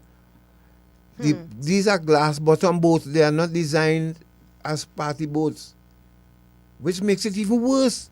Well, so glass bottom boat operators are allowed to use that vessel as a party boat? How? Oh my God, we are crazy. Mostly. No, that's mad. That's Yeah, mad. but this is a tour. Is meant to do tours of the reef. Can anybody else But confirm not- this? Three quotations we taken here this morning. Right, this from one person. We're looking for 3 quotes. Can anybody else confirm this, that these party boats are really glass bottom boats and they're using no, man, no. Yes. I am not surprised to hear that. Anything is anything in this place, No, I can't. I refuse to believe that. Some Placinda on YouTube says my first boat ride in New York. The boat was not allowed to sail because it was overcrowded. Thank you very much. And they don't care who own the boat or who going and perform on the boat. They don't care. No. And I want to say welcome as well to Miss Lydia on YouTube. She said, this is my first time commenting on your program. Thank you, Lydia, for joining and for listening. Because I don't know, they find he must be taking life too not serious enough. But I have a message for Miss Cheryl and those who think like her. Because I want to drive home the point that the public perception about domestic abuse, gender-based violence needs to shift. It was going to continue to be challenging if we trying to address domestic abuse. It will continue to remain a challenge if we continue to blame the survivors. Correct. The blame needs to be firmly placed with the abuser. And we need to be more empathetic and understand that anybody can be groomed into being abused. We have to accept that domestic abuse makes women primarily more vulnerable to further abuse by other partners. With Aneesa, it happened. She had 5 children with a common law, in a common law relationship. She had to leave that relationship and jumped into another. She got married to this one. He didn't display any signs to her at the time that he was going to become physically abusive towards her. They fought. If you listen to the last program, they fought. She fought with this man. The last fight that they had rendered her blind after a while. He knocked out the teeth out of her mouth. She had no idea that he was going to be the kind of person that would physically harm her like that. She had to get a divorce from this man in order to escape from him. And I just want to remind us as well that domestic abuse does not happen because of the survivor's poor choices. It is the choices of the person who is supposed to love and care for them, who chooses to abuse their power and betray that person's trust. That is the person we should be blaming for who has made the poor choice. He is the one who made the choice to hit her. She's not the one who made the poor choice in choosing him, because he didn't advertise himself as a man who would hit his wife. So can we please place the blame on where it should be? Not with the survivor of abuse, but with the abuser, who is still to this day has not accounted for, has not been punished for, has not taken responsibility for what he has done to this woman's life. Okay, Cheryl, and anybody else who thinks like you, please. Cheryl still doubling down on her comment? Yes. Cheryl, do we understand that there takes all kinds to make up the world? Do we understand that? And the strength that you have.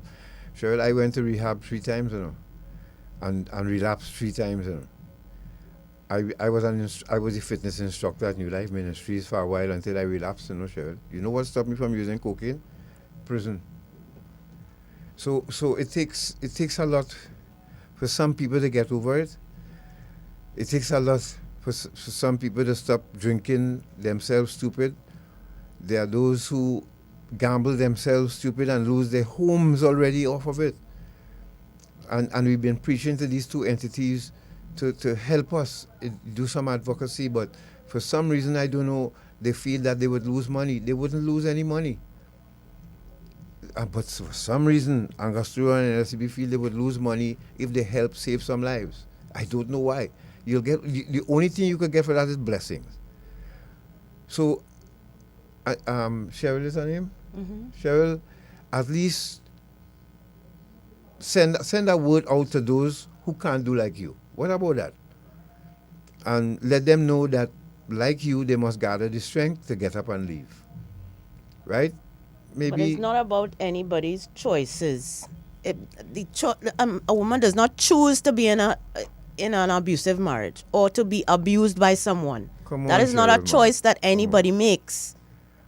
It is the choice of the abuser to commit the abuse. That's a choice. That is the choice we should be talking about, not the choice, not the bad choice that she makes. She pick bad, right? That's what all I want to say. That is not the choice we're talking about here. And people say there's no reason to hit a man or no reason to hit a woman. I could give you 1,000 reasons why I could hit a woman, but but it's who choose not to do it and who choose to do it, and who choose to walk away, and make peace rather than fight. I can't see me beating up Natasha and then going and sleep after that. I just sleep hard.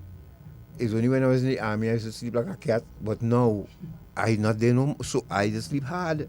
And so you imagine, come now, man. I ain't giving nobody no ideas here, but you really had to be an idiot to be beating up on a woman and eating from her after that. Or you ain't cook yet? Or when she come in bed, you want to rape her and then go and sleep after that? That don't make sense to me.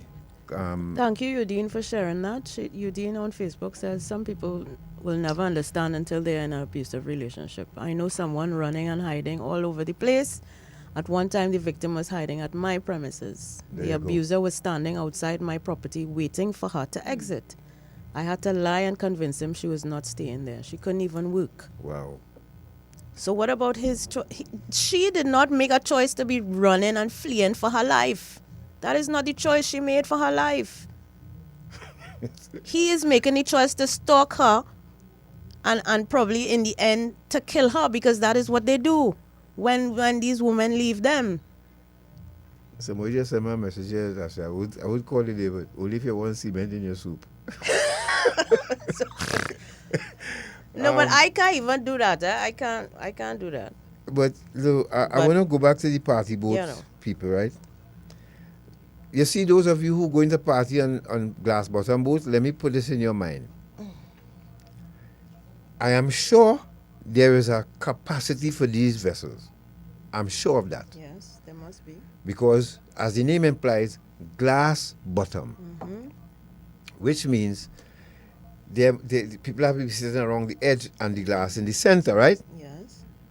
So the next time you boarding up a glass bottom boat to go and party, picture that glass breaking, popping out. Let me tell you, with the weight on that vessel and the force that glass would pop out, a couple of heads going to be knocked off. That vessel will be sucked with a massive force under the water. Eh? I want you to picture that, right? While you're whining and twerking and gyrating and all of these good things, I want you to picture while you're doing that, that glass pops and the water is sucked and the water rushes up. While that water rushing up, the boat is going to be going down. The vessel will be sinking. All right? And what happens if you have been consuming alcohol? What does that do to your reaction times and your ability to preserve your own life? Yes. In a crisis situation. So have fun. Allow them to overcrowd the vessel with you on it. But, as the old people say, long rope for maga goat. And if the police don't do something about that, we're going to lose a few. How many people that boat, those vessels can carry? I don't know. Who listening could maybe tell us? Could tell us how many? Let's take some calls. 6223937. Let's hear what you have to say now, what you saw, how you feel about what you're seeing, what we spoke about. Let's stick with that. Hello. Come in. Hello, morning. Good morning. Yes, sir. God, morning, God, and no, God, I'm trying to remember when it started. I'm trying to remember when we became such a lawless people to Tobago. When what, sorry? When we became such a lawless people to Tobago. That we are lawless. Boy. And the quicker, whenever we get you with something wrong, we say, we're a boss. Let's move on to something else. Yeah. That's just the way we drive alone. That's the way we drive alone. You know, in London, if you leave your home in London for half an hour, your image is captured at least 80 times by the authorities. It's the same thing here in Trinidad from a negative perspective. If you leave your home for half an hour, you'll be bar driven at least 10 times. That's the way we drive alone. God. It's as though the first option is to do the wrong thing. And once you get through, you're a boss and you move on to something else. Yeah. Look at that situation in Tobago. That's not supposed to happen twice. No. It's supposed to happen. It's not supposed to happen at all, but it happens. Yeah. Now, there's something called consequences. Once you do not suffer consequences for your actions, we are human beings. That means if you give us an inch, we will take a yard. A child grew up in a home where the parents will say, behave yourself. Look, boy, sit down, and they're doing nothing. What do you think to that child? The child just get worse. But from the moment that child suffers consequences for their action, and the thing in this country, we do not suffer consequences at all. At all. I don't know when the breakdown happens. I don't know, boy. Before I was just same like that time as you. And partner, it's just disgusting. Yeah. I don't know how we're going to reverse it. Thank you, my brother. I've said the same thing, you know. I stopped using drugs and wake up in a strange country, you know. Because I watching some people breaking traffic lights here, the light on green for me, and I have to stop because 2 or 3 people decide, may obey no red light. Huh? The country has laws. When people say Trinidad is a lawless country, it's not a lawless country, you know. It's the people who not obeying the laws. It's the people lawless. And you getting cussed I tell you, a woman cost me the whole chest stepping in front of my vehicle, and I have the green light. And I felt sad. I wasn't angry, no, I felt sad. I felt sad, boy. Wow. No, because I don't take them on. If people don't take them on, it's sad. It's real sad to see. I don't like what else be doing here, Mr. Well, you should accompany me in one of them NP gas station counter. Oh God, listen. No refund. That is another thing. After this call. Hello, good morning. Hi, good morning, Garth. Morning, ma'am. I wanted to comment first though, about the handicap parking. Mm-hmm. Yes. Would you believe if I told you police do that? Yeah. Parking, handicap parking. I've taken pictures with that. I have pictures to prove this that. guy and he parked, and I asked him, I said, but you police, why are you parking here? He said, I just going in quick to come back out. I ain't taking long. So I asked him, I said, so if somebody who really needs this park comes up right now, what they will do? Yeah. No, coming back just now. Yeah. So I don't know if you're putting the pussy to watch the pork. Yeah. It's sad. It's really sad. And there's another thing. Now, so you all correct me if I'm wrong. Isn't no refund, no exchange against the law? Is it, Kamika? What's that? No Depending refund, on no the exchange. item, I think. Can No, I have had that problem plenty of times. I went into what you called dwellings on what road is that? Bryson Road. And the lady told me the only how I can be issued a refund is if I signed up to receive emails from them, right? No, I am looking for somebody from consumer affairs, because I think there's a conversation we need to have. Isn't your receipt the only valid thing you need to get a refund? To get a refund or to get an exchange? Correct. And the other problem that I'm also having, because I've completely cut off shopping at Massey, completely. Because I cannot understand why it is acceptable that in one grocery, the exact same item is one price, and Massey insists that they need to be $2 or $3 higher than somebody else. Yeah. Yes, it goes back to you have choice or whatever the case is. However, I think that you all are taking advantage of the consumers. Yes. The other thing I need to talk to consumer affairs about is persons who have up the sign, we take links but no credit card.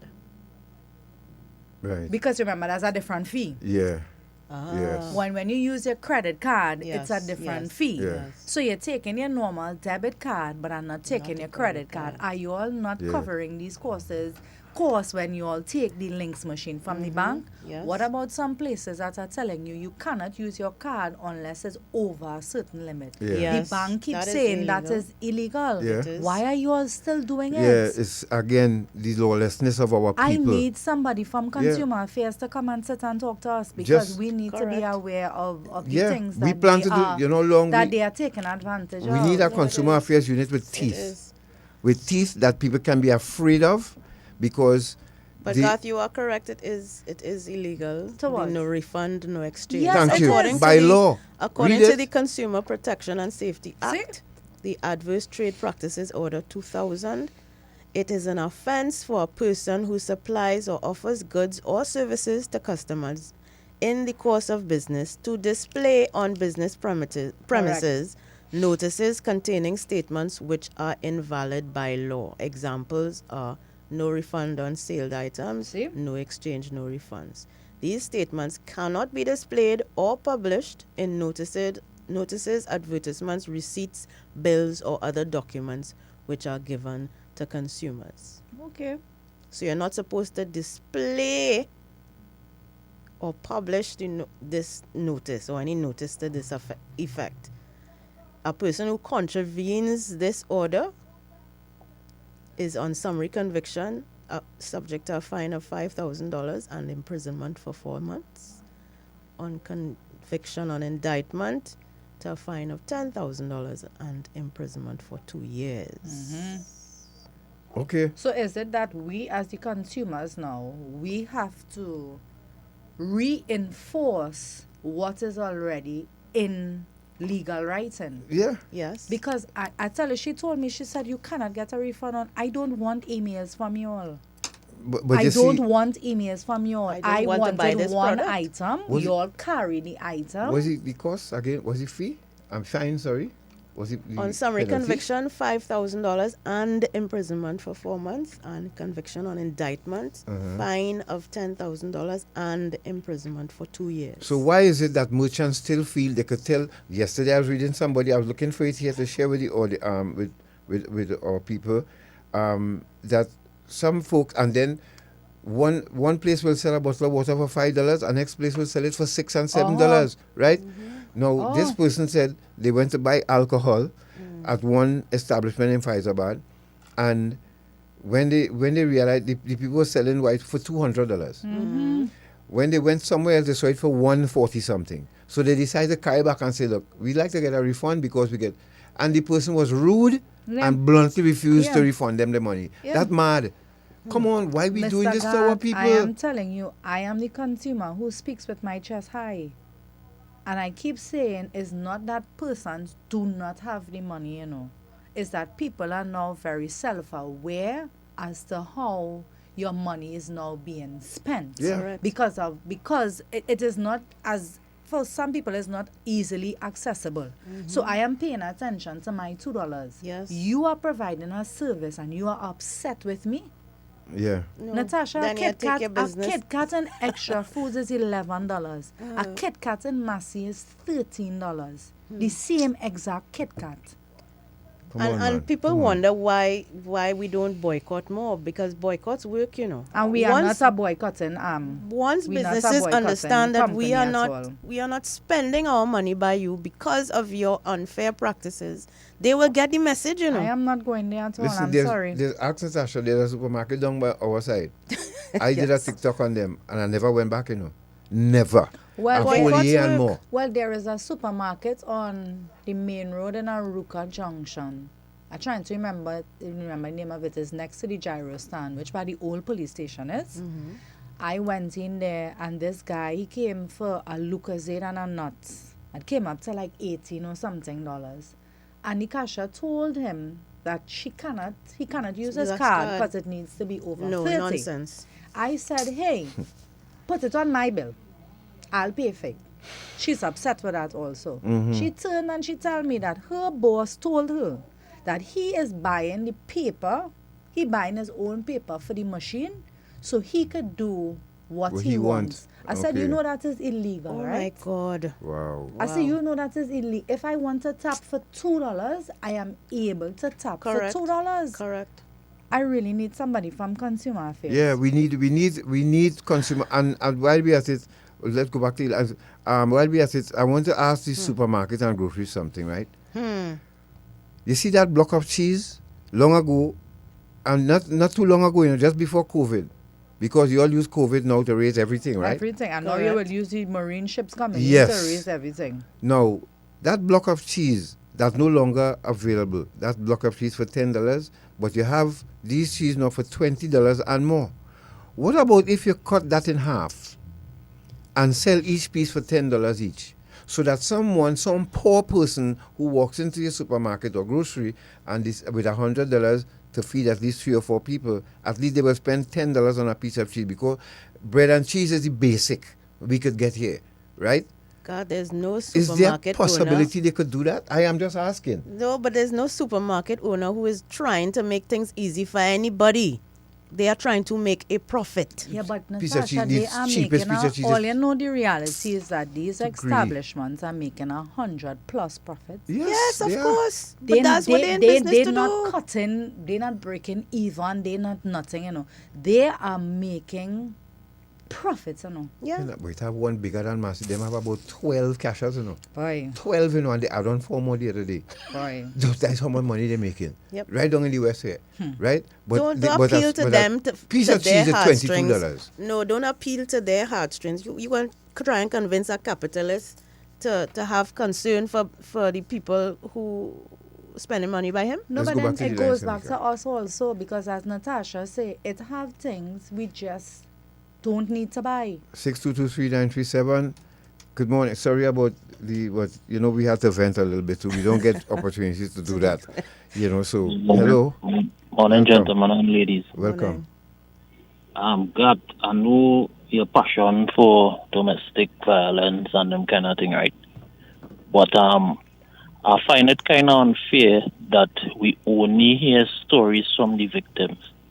I know it will be kind of hard to get a perpetrator side of the story, but I like to hear both sides of the stories because I can't take somebody just come and tell me this man do this or this woman do that and she's a beast, she's a dog or whatever, and I ain't hear the next side of the story. No, you have a point. But as if the other side want to tell their side of the story. I know it will be kind of tough to get the perpetrator side, but at least try and make the effort. Why do you think that is, sir?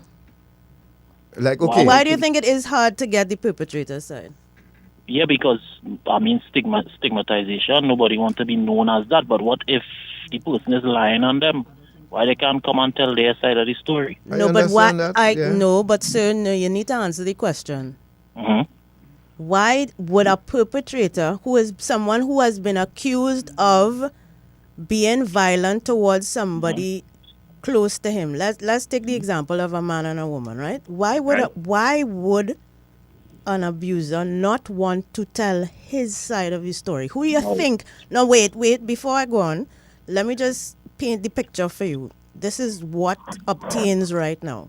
Usually, when a woman describes or reports or explains to anybody that she has been abused by this man, who do you think they believe? Whose side do you think they believe? And again, explain to me why the perpetrator would not want to have his side of the story told. Right, so most times the society takes the woman's side. They believe the woman, right? That is not true, sir. What? That is not true because of the fact that this persists. This persists. The fact that women don't report it. The fact that women are told, go back to your husband. There's two different things we tying up there. We're talking about people who... I could get a chance to speak. Sure. Go ahead. We're talking about people who actually come on and say, hey, I have been abused, right? Now you ask the question why you think the perpetrator would not be willing to come out and say. Because society has already judged him as an abuser. So he now don't want his face shown, he don't want it to because and society is and he being held account by the law? Has he been reported? Yes, because I'm talking about the person who said this man abused me. Right. And so what happens immediately after that? Are they in court, right? They go through the court process and they go to prison. Okay. I think you don't understand what I'm saying. So it's like, right. okay. No, I understand. Let me give you the example. Let me give you the example. Right? All right. Let me give you an example. Let me give you an example, right? So somebody, a lady say, this man abused me, or he beat me up, or whatever. It goes to court. It is proven that this man is innocent, right? But this lady has already appeared on social media and all over the place and slandered this man's name, right? How many times? Sorry, go ahead. This man would not be willing to come because some men just want it over, They just want this whole saga over, You don't want to come now and go on social media and carry it on longer and longer. So that's why I was telling Mr. God that it might be kind of impossible to get a perpetrator side or alleged perpetrator side. But in Trinidad, we need to have these uncomfortable conversations. How often do you think? Sorry, thanks for that. How often do you think there are instances where a woman reports domestic abuse and is found to be lying? How often does that happen? You think out of 100 times? No, I know, but I'm asking you in the studio. How often? Out of 100 times, how many women have made a false report? No, Natasha, I get what you're saying, but I'm also understanding where he's coming from. Yeah, and because for me, here how I interpret it, because society has already seen men as abusers. And sometimes women get themselves into uncomfortable positions. And if we're being honest, sometimes it's situations where you could have avoided because you may have seen the signs, right? The easiest card that is socially acceptable for you to pull out sometimes is that he abused me.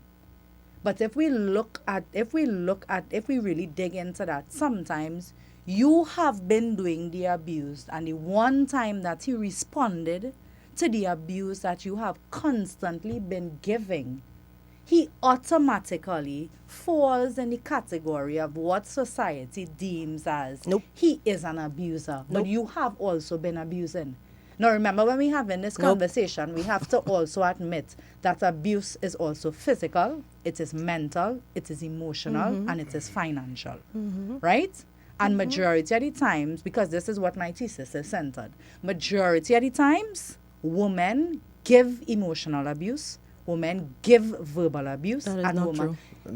No, Natasha. Natasha. That is not true. Natasha, they tell you the woman's greatest weapon is her mouth. Yeah, they always say that. Who Can says we go that? back to the lines, please? All right, we're going back to the Mr. God Buffin today. All right, let's go back to the morning. lines. You want to read this comment? Good day, ladies and gents. Hi, morning. That last gentleman had me kind of a bit confused, because if a woman walks into a police station all beaten and battered, what story that person, the other story he wants to hear, what that person could say that could justify you beating and battering a woman? Thank What you, sir. story? What this other story could be that you would beat a woman and abuse a woman? Correct. That person had me wondering, where this man coming from? Nah, but then And all this they- is my all they point. see This is my abuse point. One way then. This No, is my what point. what I was gathering from what he was saying is that, okay, let's say in Aneesa's case here, if the ex-husband now, because remember we told you he has been contacting the daughter ever since this program was done, right? If he decide to come and defend his position and say, well, yes, I did it or I didn't do it, I think that's what to what me, I gathered. this is where he was That coming is what from. I gathered. So we need to hear But his he's not side going too. to do that. But we've had a man here already. Yeah, who it's few and far between. I recall that Right. when he came and he was giving his story on being abused by the woman. And yeah. right, and then another one came and talked about abusing his wife. Remember when the young lady came here, the woman with the skin? Yes, and she gave. Yeah, but and he but then said there's yes, a he difference. admitted that he abused her. So But there are men it who is are willing to do it. There's a difference between an altercation and an abuse, you know. True. An altercation is maybe two people fighting each other. So you want to hear one side of the story, you want to hear the other side of the story. Abuse is a one-sided event. Abuse is whether it's the woman beating the man or the man beating the woman. The fact is, no story can justify that. Understood. Which is why the abuser will not come out to tell his side of the story, because what is he going to say?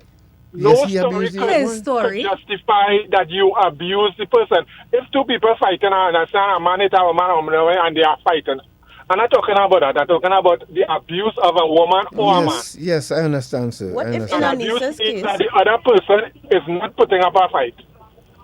In Aneesa's case, in the case that of the lady that we spoke with last week, where he woke her up out of her sleep and hit her a blow to her head, to her face. That's abuse. How is he explaining why he did that? Because we don't know why. we don't and it's good to hear Because his it is side of the built story. on years of We don't grooming know, and Natasha. trauma that he that's put what- this woman through. Okay, but Natasha, He don't have the language. He probably don't even understand why he does it. How we know that? That is the question. Okay. We know that because Thank All you, right, brother. Thank you. thanks. Sorry about interrupting you, but see, this is why it has certain conversations. I you don't see, have this it, both Natasha, sides of argument because is nonsense. No, I would not say it's I wouldn't nonsense. say that, yeah. Because I just give the example here. There are 1,000 reasons I could give that I could cuff you down. And I could give. I could give that. Really, you could Yes. justify violence. He didn't say justify. That is what he said. Reason, no. reason, He said justify, give. He reason, said justify. Can I He said hold up? Can you give. He didn't say What I'm justify. That is saying, justifying violence. Okay, Natasha, let me explain it again, right? If the neighbor dog comes over in our yard and bites me, I could respond in many different ways. Because there's a reason I have to respond. I was bitten by a dog. And depends on how you respond to me, I will respond to you. For instance, if you show you're apologetic, then I would calm down. If you show me, so what? You couldn't call me? You couldn't, or you, and no, if you respond like that, I want to fight with you. What I'm saying is, if it is you and I fell out for something home, and it's something that really bothered me. All right, let me say, if I come home or any man walk in his house and see his wife in bed with another man. Here we go. There's a reason. Here we go. Or if a woman walks into her house and sees her husband in bed with another woman. Here we go. There's a reason. That is the most for him to extreme respond. example. That is not why women get Yeah, but I'm trying abused. to bring it home. Oh God, Natasha. Yeah, but that is an extreme example. Okay, well, give me a better example. The example of Aneesa, you are sleeping in Okay. your bed, you just finished a Right. shift, What I'm you're saying, sleeping, yes, no, and but your listen husband to wakes me you now. up. Listen now. What I'm saying is responding. I could get angry at you. I could get angry at you for coming home late. I could get angry at you But what is for your drinking the reason juice. for hitting me? There's a reason. But because I'm angry, I feel And emasculated. that is how you display that is how you No, display anger. I'm That is not how men saying display it is anger, which is right. why it is Natasha, normalized. I'm not saying it is right. That What is I am- it's normalized. That's what I'm saying. Natasha, It is normalized because Natasha, you are just putting you are Natasha. giving men the excuse that if I feel angry and I feel I am not saying that. What I am saying to you is, if I stop at a traffic light and somebody rear-ends me, right, and I come out and I look for fight, there's a reason, because I'm angry, you bounce my car. But then I could look at myself and say, you know what, I ain't going to argue with this, and I ain't going to come and look for no fight. Here now, what we could do, boy, let me sign up this, let me sign up that, and we could end like that. What I'm saying, there are different reasons that can present itself for you to respond in a negative manner to someone. But there are certain men like me and others who choose not to do it.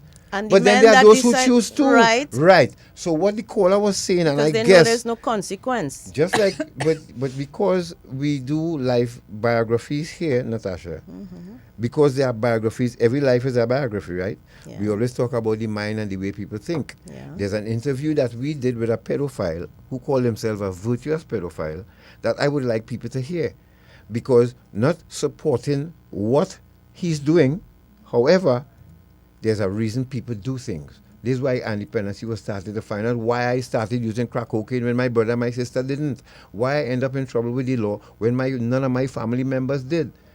This is what I'm talking about. So we're not condoning violence. I'm saying to you is that if it depends on the person's capacity to respond. I give you an Why example. does it keep happening? Why do men feel the need to This enact is why violence the caller on said that we need to find out from a man because it is why not, he and decided to I do am that. explaining to you is because it is normalized. Because you said what you just said, that there are reasons why people do things, and there are those reasons exist because men get away with it. No, Natasha, no. They are not held accountable, and this talk about woman's weapon is her mouth. Why it is not women getting teeth knocked out of their mouth then? Why does it keep happening? To disable the Clearly, weapon? it is not a weapon that is protecting them, because the same people who are supposed to be protecting them are brutalizing them. So don't tell me, I want to hear both sides. Don't tell me that a woman's weapon is her mouth, because it is not. It didn't protect Aneesa. She said she have a mouth on her too. That didn't protect her from being beaten up on and losing her sight. But how did the man respond to the weapon? He responded physically too. This is what I'm saying. I would not have done it, but he did. No, I just like what would make a man molest a 4-year-old child? You wouldn't want to know? I would want to know. We know I this would want has to know what happened chemical. for years. It has been well studied and documented. It is not about sex. It is not about attraction. It is about power and control. What we don't get about this, it's not that he's attracted to a 4-year-old girl. It's because he wants to have power and control over her. Well, and he's using sex Well, as a vehicle want him to tell do me that. I don't want you to tell me that. I want him to tell me that. He doesn't understand that. So how you because understand he it has then? not been held accountable for his actions. He hasn't I do been agree. made to tell somebody why he did it. I don't agree. And that is why we have a legal system to hold people to account and make them answer for their actions. Yeah, but that's still... He hasn't gone through that process. So clearly, nobody cares why he did it. Well, you see why I don't argue home? 12 o'clock. You see why the neighbors already correct? Because, you know, I really want people to understand that there are... Some men choose one way to deal with things. Some men choose another way. I prefer peace. Don't make it sound like if Folks, I am abusing you. Thank you very much for being with us today. Don't make it sound so at all. Oh, Lord, Father. Everybody go say I beat it up when the night come. Yes, thank you very much for joining us. I do not abuse anybody. I am a non-violent person. I am vegan. I abhor violence. Even to humans and non-human animals. I am not a violent person. I cannot fathom why anybody would justify using violence against another person or an animal because of... I cannot fathom why that is... Why anybody would have that...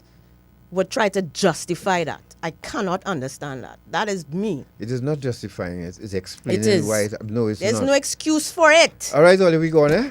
Have a good week. Okay, bye. Be safe out there. Yeah, be safe. Let me drink some water. And please look out for each other. A little empathy goes a very long way. Eh? You don't know what people are going through. And in as much as we want to, be... Maybe you want to be our brother's keeper, our sister's keeper. We really need to step up in that regard. A little empathy, a little compassion goes a very long way. All right, Olivia, we thank you very much for listening. Tamika, thank you for your patience. God. And I'll be back in studio next week with Natasha. Yes, you will. I will make sure you end up in the hospital. Please. Right? You could see me doing this big strong man anything? No, I would never do that. Have a good one, folks. Take care. Bye-bye.